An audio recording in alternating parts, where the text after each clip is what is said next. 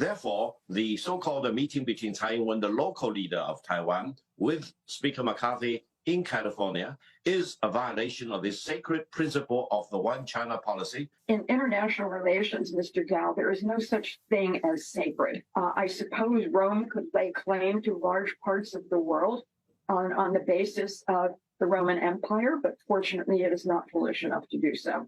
First of all, I hope the panelists would study history, because the United States has been talking about the world order since the end of the Second World War. The status of Taiwan, among other things, traces all the way back to the Cairo Declaration and the Potsdam Declaration. Secondly, I cannot say I love California so much and Silicon Valley so much, so I want to supply arms to the Californians to urge their independence from the Union. How can anyone say, I love Taiwan so much, semiconductors are so important, so let's treat Taiwan as a separate, independent, sovereign country? You are not God. You cannot dictate which piece of territory is Chinese or not.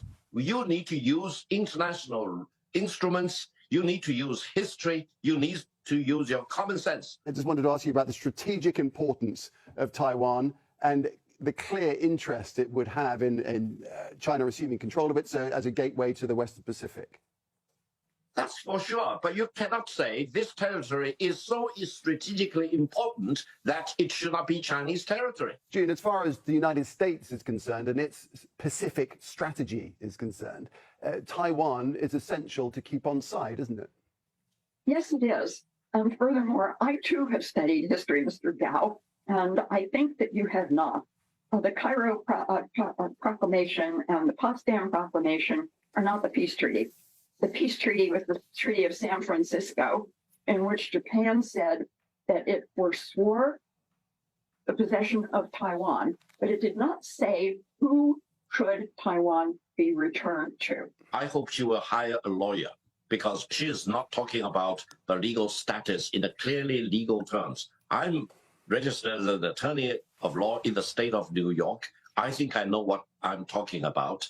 She is not talking about the real legal status of the situation involving the island of Taiwan. Read the Cairo Declaration and read the Potsdam Declaration. Okay, and you all right. will So, know Victor, sure please move on now. We've already been through this, and I did ask for you to not get into all of this because unconditional surrender. But all sides have had. This is the cornerstone of the international order we are living through. Now, talking about what will happen, each time the United States violates the one China policy, including Speaker Nancy Pelosi's visit to Taiwan last year in August, then China will be fully justified to move one step closer to exercising real administration of the island of Taiwan, eventually in all respects. This is irreversible.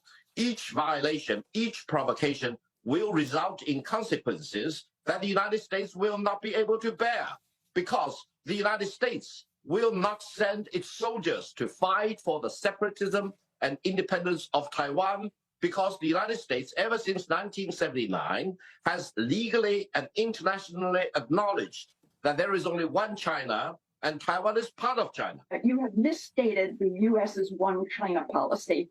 The United States has not said it agrees with China's one China policy.